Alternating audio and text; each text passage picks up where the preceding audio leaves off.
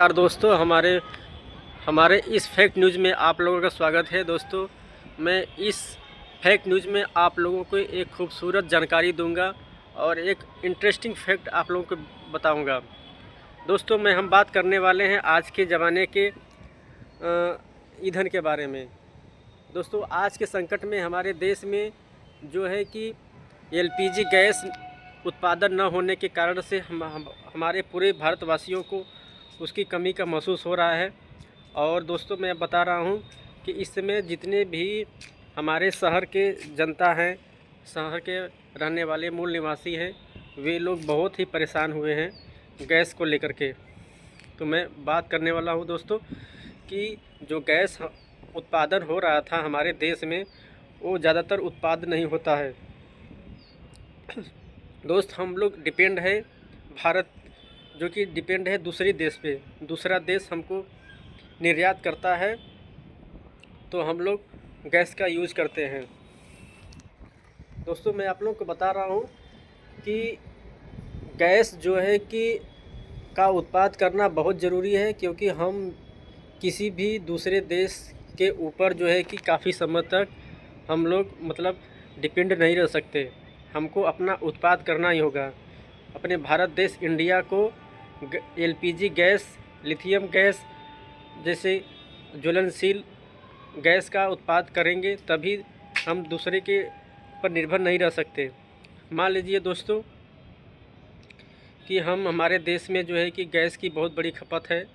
ज़्यादातर हमारे शहरी भाइयों लोग उस पर डिपेंड है, क्योंकि शहर में तो आप लोग को पता है कि वहाँ के लोग जो है कि वहाँ पे लकड़ी नहीं रहता है, उपले नहीं रहते हैं।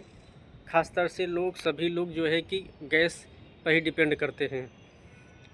और वहाँ के औरतें, माताएं, बहनें हैं, सभी लोग गैस पर ही खाना बनाती हैं। और मैं आप लोग को बता रहा हूँ कि अगर जैसे कि हम लोग निर्यात करते हैं ईरान से हम लोग गैस लाते हैं, तो अपने सभी भारतवासियों को गैस डिस्ट्रीब्यूट करते हैं और वे लोग अपना गैस लेकर के खाना बनाते हैं, खाते पीते हैं। मान लीजिए दोस्त कि ईरान और इजराइल और अमेरिका सभी लोग मिल करके उस अकेले देशवासी ईरान पर आक्रमण कर रहे हैं। इस समय का हालात जो है कि बहुत ख़राब है कि सभी दोनों देश जो है मिल कर के एक अकेले ईरान देश पर हमला कर रहे हैं। उसके मासूम बच्चों को, मासूम जनता को और वहाँ के हॉस्पिटल, वहाँ के स्कूल कॉलेजों पर अटैक कर रहे हैं, जिससे कि वहाँ की सभी जनता त्राही त्राही हो चुकी है। और भाई देखिए कि इतना पावरफुल अमेरिका है और इजराइल है, पावरफुल है, और एक देश को मिलकर सब मार रहे हैं। तो दोस्तों, अंतर्राष्ट्रीय मंच पर क्या यह सही है? सही नहीं है दोस्तों। अगर लड़ना है तो बराबरी वाले से लड़े, एक देश मिलकर लड़े। वो भी तो अपने देश को बचाने के लिए अपना भरसक प्रयास कर रहा है, अपने देश को, नागरिकों को बचाने के लिए सब कुछ दांव पे लगा रहा है। क्योंकि हर देश के राजा को यही धर्म बनता है कि अपने सर्वप्रथम अपने नागरिकों की सुरक्षा करना। तो अपने नागरिकों की सुरक्षा करने के लिए वह कहीं हद तक जा सकता है। तो दोस्तों, हमारा जो है कि भारत देश भी उसी ईरान से गैस लेता है, एलपीजी लेता है और अपने भारत में सभी जनता को प्रोवाइड करता है। तो दोस्तों, मैं आप लोग को यही बता रहा हूँ कि इस समय जो है कि हमारा देश उस एलपीजी गैस से जूझ रहा है, जबकि युद्ध होने के कारण हमारे देश में एलपीजी गैस निर्यात नहीं हो पा रहा है। जितना अपने पास स्टॉक था गैस का, सभी को प्रोवाइड किया, और जब ख़त्म हो गया तो सब लोग दिक्कत का सामना कर रहे हैं।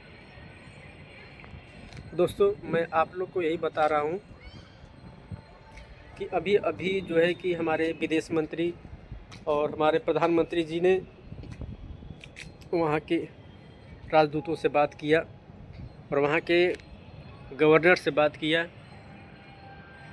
कि भाई आप हमको गैस दीजिए और मैं हमारी तरफ से जो भी मदद रहेगा मैं आपको करूँगा। तो दोस्त मैं आप लोगों को बता रहा हूँ कि अमेरिका भी जो है कि बहुत बड़ा धोखेबाज देश है। यह भारत के सामने मुंह पर तो अच्छा बात करता है, लेकिन अंदर अंदर भारत को दबाने की कोशिश करता है। वह बोलता है कि आप रूस से तेल नहीं ले सकते हैं, ईरान से तेल नहीं ले सकते हैं। भाई तुम कौन होते हो हमको ऑर्डर देने वाला कि हम किससे तेल खरीदें किससे न खरीदें। तो दोस्तों मेरा जो भारतीय मित्रता संबंध है देशों से, जैसे ईरान हो गया और रूस हो गया, इन सबसे अच्छी मित्रता है।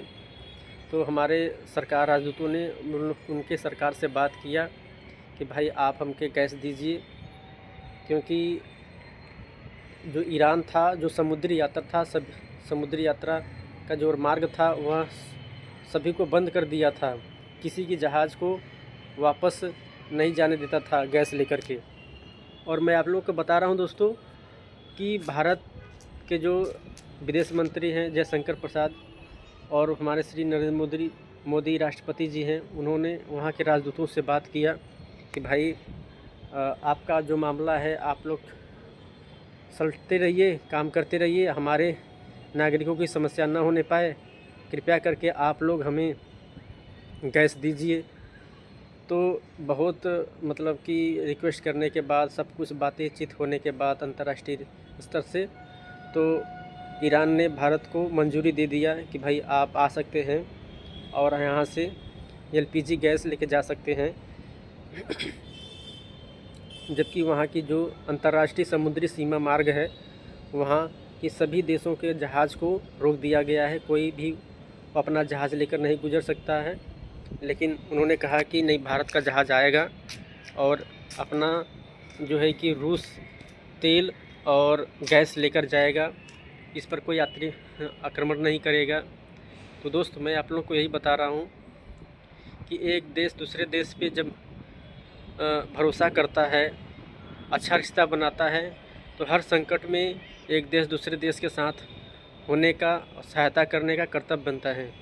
जैसे भारत ने ईरान की सहायता किया तो ईरान ने भी भारत की सहायता किया गैस प्रोवाइड करके।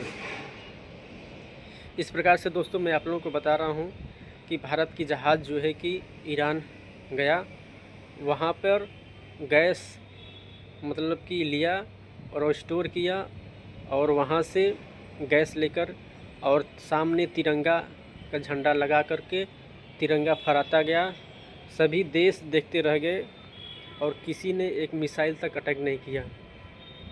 भारत का शिप जो है कि टैंक लेकर एलपीजी का गया तिरंगा लगा करके, और सबके सामने से और सबके नज़रों के सामने से एलपीजी गैस भरा करके लाया इंडिया में, और सभी लोग देखते रह गए कि दोनों देशों और तीनों देशों के बीच में महायुद्ध चल रहा है।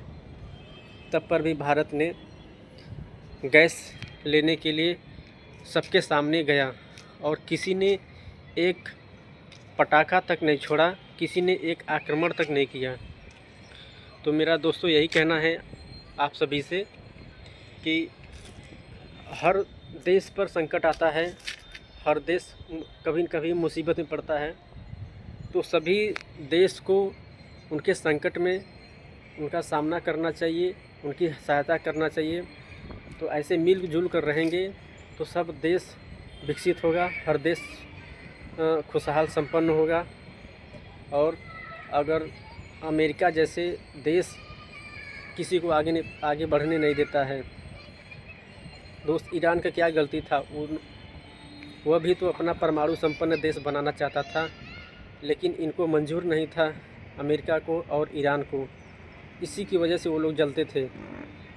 दोस्त आप लोग समझ सकते हैं कि ईरान जो है कि कितना बड़ा शक्तिशाली देश है कि दो देशों को मतलब कि छक्का छुड़ा दे रहा है युद्ध करते करते।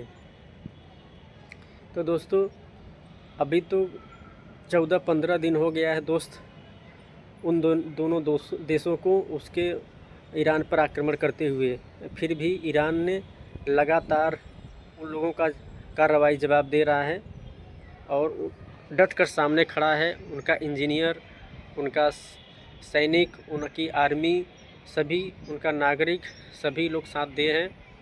जबकि एक नेतन्याहू वहाँ के राष्ट्रपति थे, उनको रोजे के समय में उनके वाइट हाउस पे बम गिराकर धोखे से मार दिया गया। जो कि 80 साल का एक बुजुर्ग नेतन्याहू ईरान का राष्ट्रपति था। वहाँ पर वो रोज़ा था, तब पर भी उनको रोज़े के समय में उसके घर पर बम गिरा करके उनको मार दिया गया। दोस्तों, क्या अमेरिका ने यह सही किया? अगर वार करना है तो सामने सामना करो वार, धोखे से क्यों वार करते हो भाई? दोस्तों, मेरा यही कहना है। तो मैं बता रहा हूँ दोस्तों कि अभी आया है अपने देश में जो है कि LPG, और सबका समस्या दूर हो रहा है।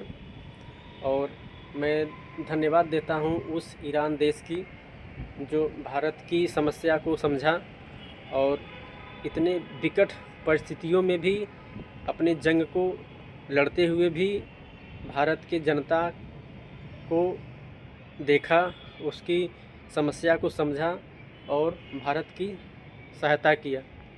तो दोस्तों, मेरा यही कहना है कि भारत का सहायता किया बुरे समय में, तो भारत को भी उसके बुरे समय में सहायता देना चाहिए, न कि उन गद्दारों की सहायता देना चाहिए जो सामने से अच्छी बात करते हैं और पीठ पीछे बुराई करते हैं और उनकी विकसित देश को नीचे गिराते हैं।